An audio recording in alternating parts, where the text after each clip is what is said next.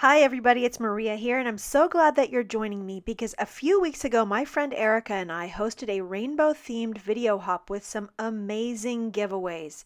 Today we will be announcing the winners of those giveaways, but first I have a really fun video for you sharing a technique using pigment inks from Hero Arts to create these fabulous, vibrant, and shiny backgrounds. Now, I've recently been playing with all of my pigment inks from Hero Arts. They have a ton of amazing colors, and I've realized there are just so many techniques that you can do with pigment inks, and this background technique is easy, fast, and just kind of knocks your socks off. Okay, confession time. The reason why I have a finished card to share with you already using Aquamarine, Sapphire, and Amethyst inks is because I've already filmed this video once but never hit record. So I'm going to do it again using Canary, Citrine, and Rose Quartz inks.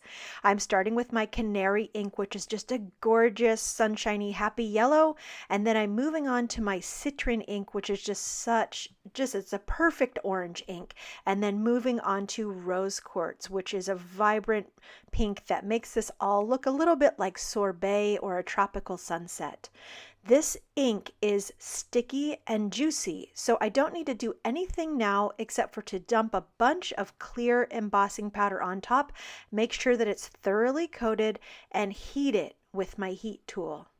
When I applied my pigment inks to the paper, I made a point of not being perfect. And all of that texture that I got from pressing my ink pads into the paper is now coming to the surface, and that shiny finish that we are getting from the clear heat embossing really makes all of that texture pop.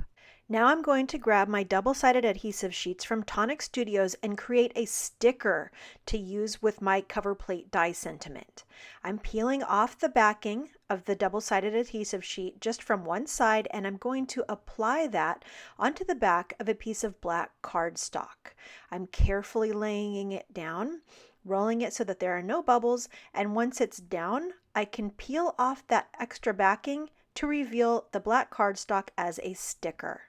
Now I'm going to grab my birthday message cover plate from Hero Arts and run it through my die cut machine, and now I've got this entire cover plate that can be used as a sticker. I can use both the negative and positive pieces, which is really cool. So now I've popped out all of the letters, but I'm going to actually use the outline. So I'm just going to peel the backing off of that. And because this whole thing is a sticker, I don't have to deal with any liquid adhesive. I don't have to deal with foam tape. All I have to do is line it up with my card base, lay it down, press it flat, and this card is done. And because that background has so much eye-catching texture and shine, that's all it really needs. Here's the first card that I showed you, and you can see that on this one I used the letters instead of the outline. So let me show you how to do that and make sure that all of your letters are glued down perfectly. I went ahead and cut another die cut out to use as a guide. I'm going to use the magnets on my magnetic platform from Tonic Studios to hold those down so that I don't have to use any tape, which could damage my card front. All of these letter stickers are stickers. So again, I'm not going to have to use any glue or any messy adhesive. All I need to do is peel off the backing, carefully place them into the template, and stick them down.